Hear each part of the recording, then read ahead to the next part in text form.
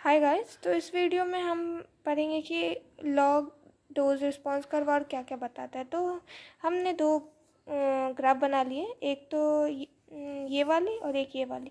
तो हम इसमें देखते हैं ये नॉर्मल इफेक्ट आता है। पहले नॉर्मली ये वाला कर्व बनता है और इसमें ये वाला नॉर्मली कर्व बनता है। जैसे हमने कॉम्पिटिटिव एंटागोनिस्ट डाला तो ये ना राइट शिफ्ट हो जाता है। तो राइट शिफ्ट होने पे हमें क्या पता चलता है कि इसकी पोटेंसी जो है वो कम हो गई, क्योंकि जो लेफ़्ट वाला होता है वो ज़्यादा पोटेंट और जो राइट वाला वो कम पोटेंट। तो इसकी पोटेंसी कम होगी, लेकिन एफिकेसी वो तो अप एंड डाउन वाला बताता था, तो इसकी एफिकेसी सेम ही रहेगी। तो ये कॉम्पिटिटिव इनिबिशन वाले ग्राफ के बारे में बताता है। और ये क्या बताता है, जैसे इसमें भी हमने नॉर्मली ये वाला कर्व लिया था, लेकिन अब क्या हो गया, हमने इसमें नॉन कॉम्पिटिटिव एंटागोनिस्ट डाला और अब हम देखते हैं कि ये डाउनवर्ड शिफ्ट हो गया। तो ऊपर नीचे हम क्या देखते थे, एफिकेसी। तो जो सबसे ऊपर था वो ज़्यादा एफिकेसी था उसकी, लेकिन जो जैसे नीचे आएगा उसकी एफिकेसी कम हो जाएगी। तो इसमें क्या हो रहा है, एफिकेसी कम हो जा रही है, लेकिन पोटेंसी जो है वो सेम ही रह रही है। तो लॉग डोज कर्व इसके भी बारे में बताता है। तो अब तक हमने क्या क्या पढ़ा था, हम जो पढ़ रहे थे ये डीआरसी वाला कर्व, वो ग्रेडेड डीआरसी था। तो ग्रेडेड डीआरसी मतलब क्या होता है, वो हो गया मतलब जो वाई एक्सिस पे जो रिस्पॉन्स था वो बता रहा था कि हाँ अभी इतना बढ़ेगा, इतना डोज देने पर इतना बढ़ेगा, फिर इतना, फिर इतना, फिर इतना। तो ये बता रहा था। लेकिन अब कोई भी कंडीशन कभी भी ऐसी नहीं होती कि थोड़ा बढ़ रहा है, थोड़ा और बढ़ रहा है, थोड़ा और बढ़ रहा है डोज देने में। कभी कभी ऑल एंड नन वाली भी कंडीशन होती है कि या तो आर या तो पार, मतलब या तो रिस्पॉन्स आएगा या तो वो मर ही जाएगा, ऐसा वाला भी कंडीशन होता है। तो उसमें हम क्या करते हैं, उसमें हम पढ़ते हैं क्वांटल डीआरसी के बारे में। तो क्वांटल डीआरसी में हम क्या करते हैं, जो वाई एक्सिस जो है उसमें क्या करते हैं, परसेंटेज ऑफ सब्जेक्ट रिस्पॉन्डिंग लेते हैं। मतलब कि जैसे इसका भी जो कर्व होगा वो सिग्मॉइड होगा, से एस शेप वाला। तो अब क्या होता है कि ये जो बीच वाला जो है, ये बीच वाले पार्ट में क्या होता है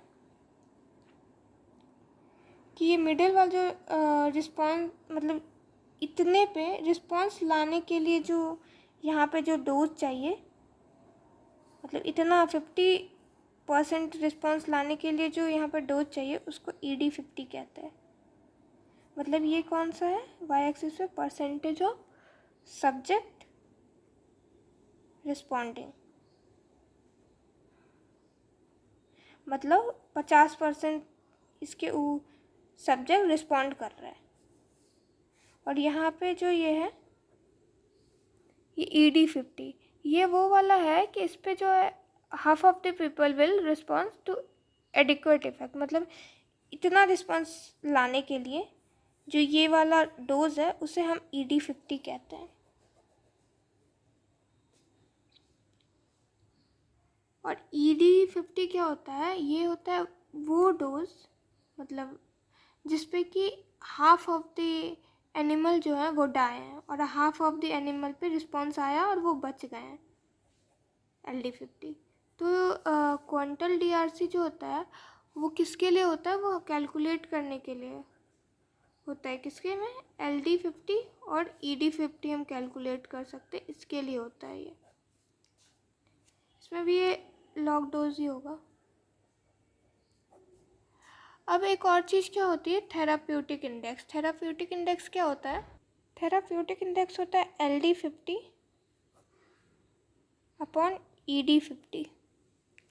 मतलब अगर ये LD जो होगा ये ज़्यादा होगा तो दवाई जो होगा वो सेफ़ हो, मतलब डेड जो होगा इसका हाई डोज पे होगा। मतलब ये बता रहा है अगर ये ज़्यादा है तो मतलब डेड जो हो रहा है वो हाई डोज पे हो रहा है, मतलब तो ये सेफेस्ट ड्रग है। और ED50 क्या है कि रिस्पॉन्स जो है ये कम डोज पर ही आ जाएगा, लेकिन डेथ जो है इसका ज़्यादा डोज पर होगा, मतलब रिस्पॉन्स कम ही डोज पर आ रहा है। मतलब अगर हमें BP कम करना है तो BP इसका कम डोज पे ही कम हो जाएगा, लेकिन जो अगर ज़्यादा BP कम हो गया तो फिर ये बहुत ज़्यादा डोज देने के बाद होगा, मतलब डेथ होगा। तो ये हमेशा LD50 ज़्यादा होनी चाहिए और ED50 कम होना चाहिए। तो ये ओवरऑल थेराप्यूटिक इंडेक्स क्या होगा, ये ज़्यादा होना चाहिए। मतलब LD50 should be high and ED50 should be low and overall ratio will be high. तो तभी ये थेराप्यूटिक इंडेक्स को हम मार्जिन ऑफ सेफ्टी के लिए यूज़ करते हैं।